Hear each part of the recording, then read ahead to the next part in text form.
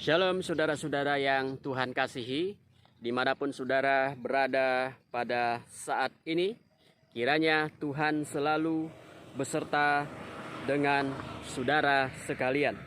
Saudara, hari ini saya akan membahas seri kedua, racun yang mematikan kerohanian kita, yaitu hawa nafsu kedagingan yang telah mematikan seorang tokoh besar, tokoh hebat, tokoh yang kuat, gagah perkasa, karena ia hidup di dalam hawa nafsu kedagingan. Saudara, mari buka Alkitabmu dan perhatikan Hakim-Hakim pasal yang ke-13 ayat 1 dan ayat 1 sampai 24, kisah Simson. Simson punya kisah tercatat dari kitab Hakim-Hakim dari pasal 13 sampai 16.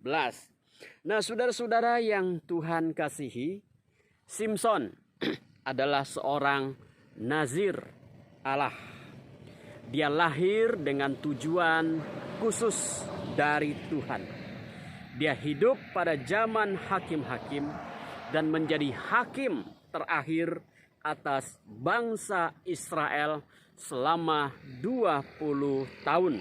Di dalam Hakim-Hakim pasal 16 ayat 31.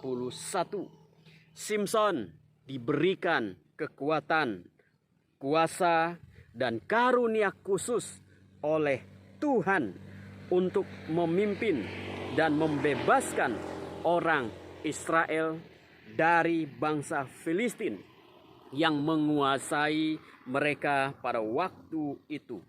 Simson memiliki kekuatan khusus yang tidak dimiliki oleh orang lain, dan dia dipilih secara khusus oleh Tuhan dan memiliki tugas yang khusus dari Tuhan. Saudara, nama Simson artinya adalah matahari kecil. Saya percaya dengan memberikan nama ini, orang tuanya menaruh seluruh pengharapan bangsa Israel ke atas pundaknya sesuai dengan rencana Tuhan, di mana melalui kepemimpinannya bangsa Israel terlepas dari kekuasaan bangsa Filistin. Di dalam diri Simson, pengharapan akan kemerdekaan ditaruh di atas pundaknya. Dan Simson, saudara, cukup berhasil membawa kemenangan bagi umatnya pada waktu itu. Tetapi saudara, perjalanan hidupnya sebagai nazir Allah memberi peringatan bagi kita. Singkatnya saudara, Simson lahir dengan rencana khusus dari Tuhan, dan sebagai nazir Allah ada syarat-syarat yang harus ditaatinya. Tetapi saudara, di masa-masa akhir hidupnya, dia berakhir dengan cara yang menyedihkan. Simson ditangkap dan diikat, matanya dibutakan, rambutnya sebagai simbol kekuatannya atau letak kekuatannya dicukur oleh musuh. Akibatnya saudara, dia kehilangan kekuatan dan dipermalukan di depan umum.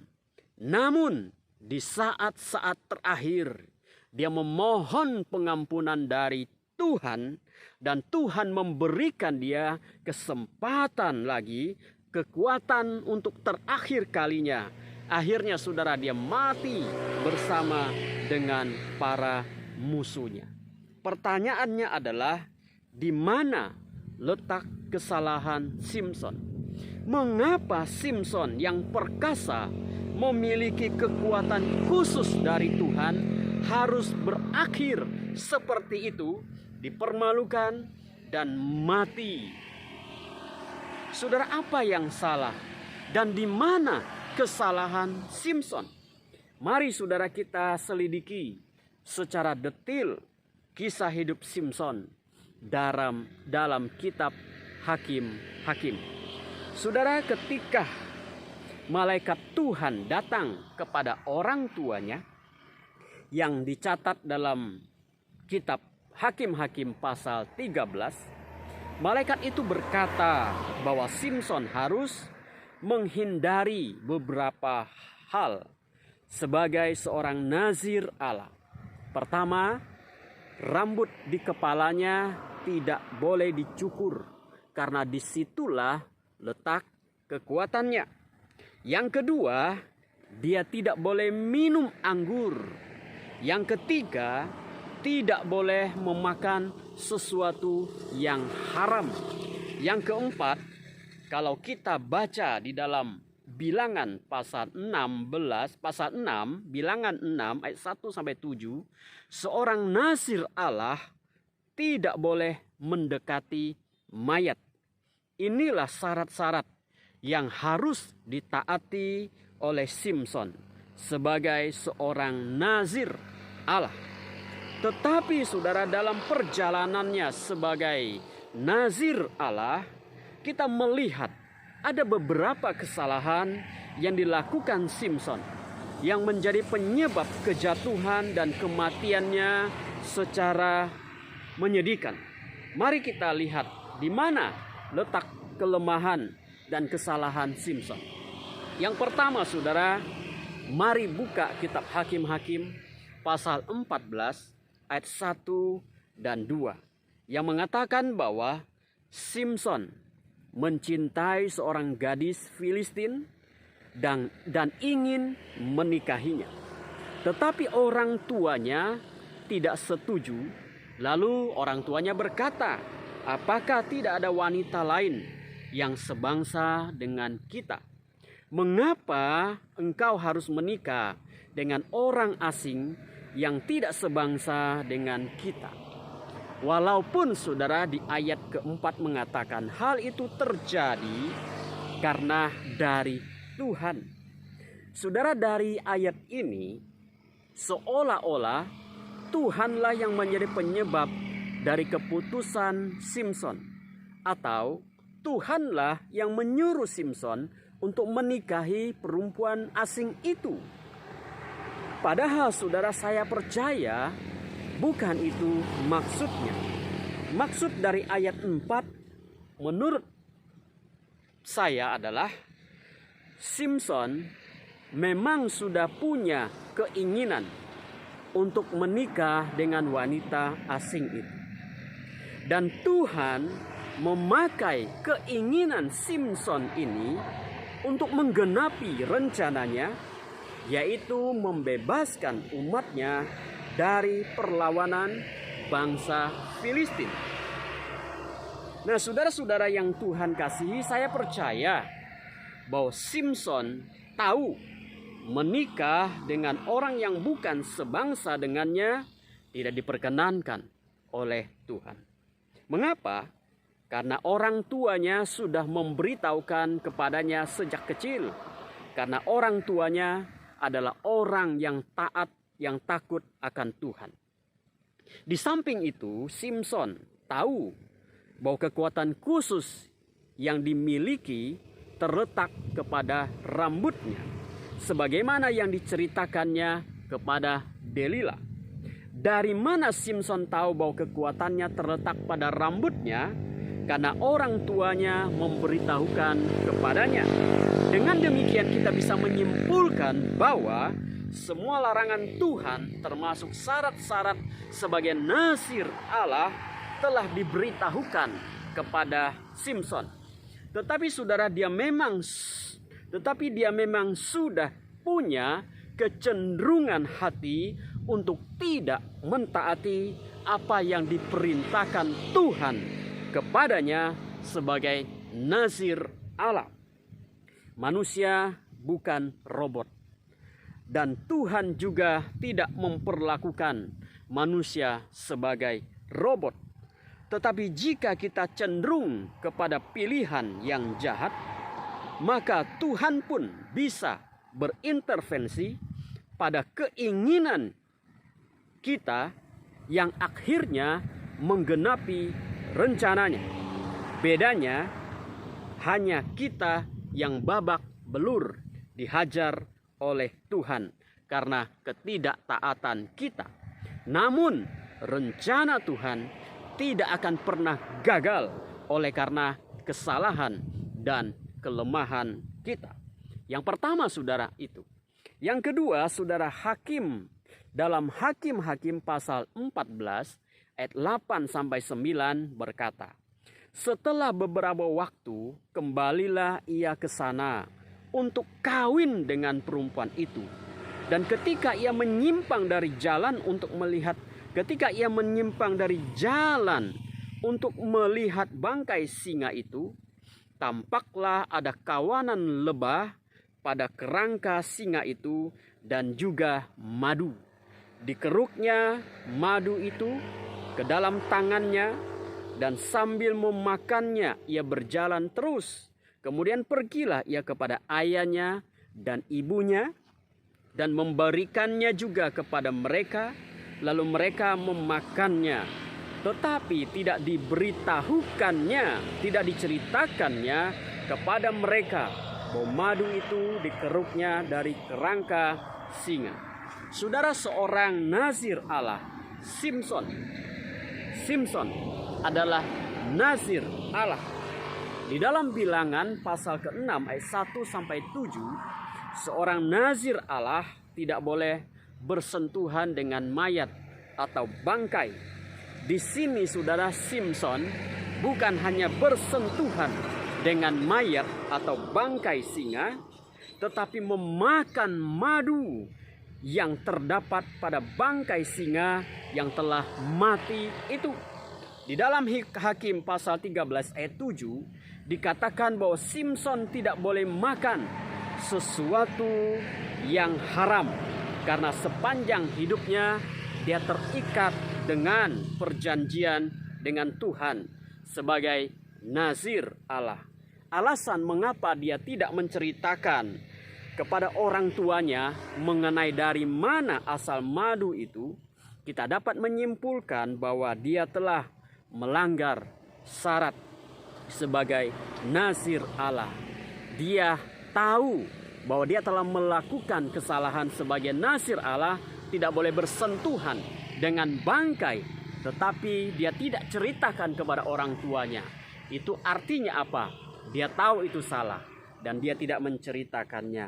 Nah, saudara, sebagai nazir Allah, Simson ini, saudara, dia tidak peduli dengan syarat yang diberikan Tuhan kepadanya. Simson ini orangnya kuat, saudara, tetapi hidupnya semau dirinya sendiri. Dia tidak peduli dengan apa yang menjadi syarat yang harus dia turutin. Yang ketiga, saudara, lihat Hakim-Hakim pasal 16 ayat pertama.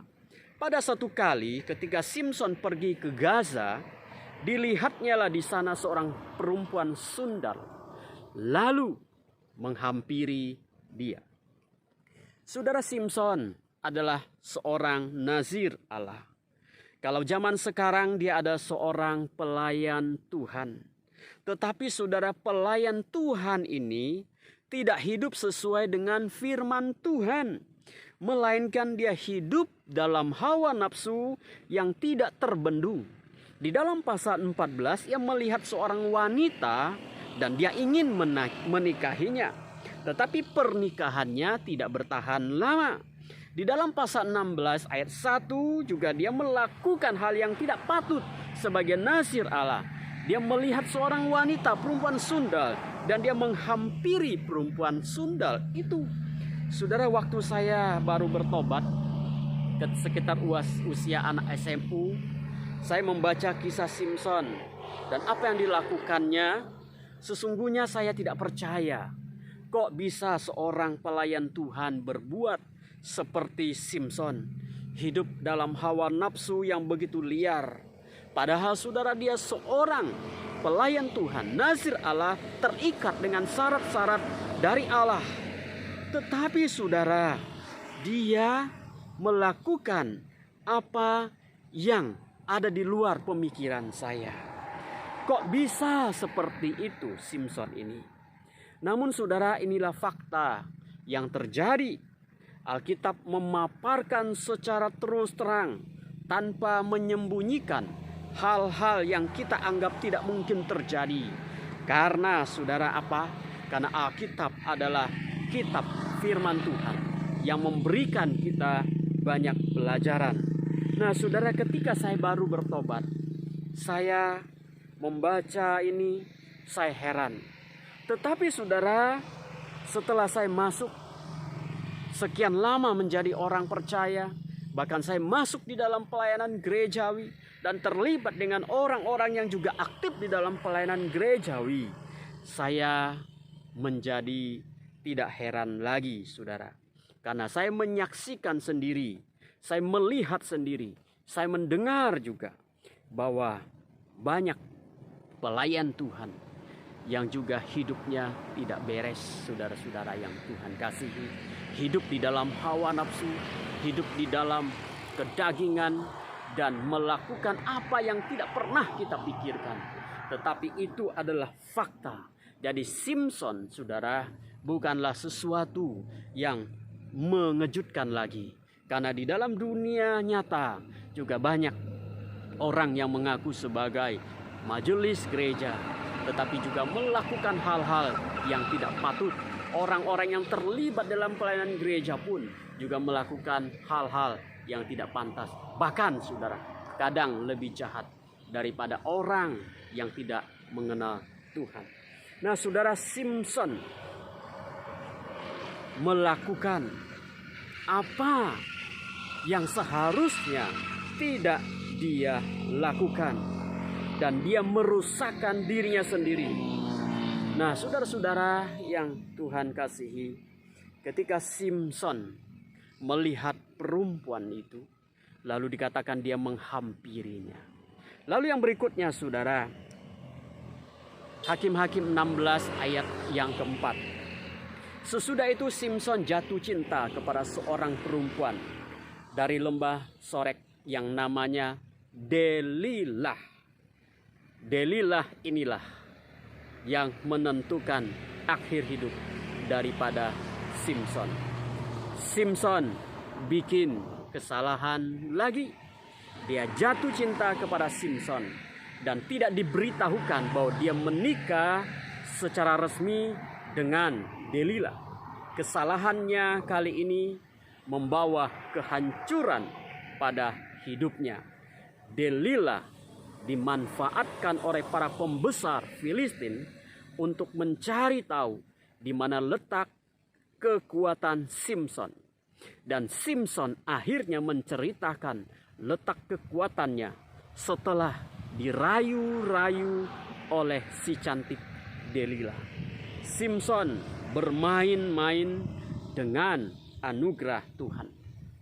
Padahal Tuhan sudah mempercayakan tugas khusus kepadanya. Tetapi dia bermain-main dengan kepercayaan Tuhan. Hidupnya begitu tidak terkontrol dan semaunya dia. Memang Tuhan pakai dia dan tampaknya luar biasa. Bahkan Tuhan pun menjawab doanya pada waktu dia sedang dalam situasi terjepit.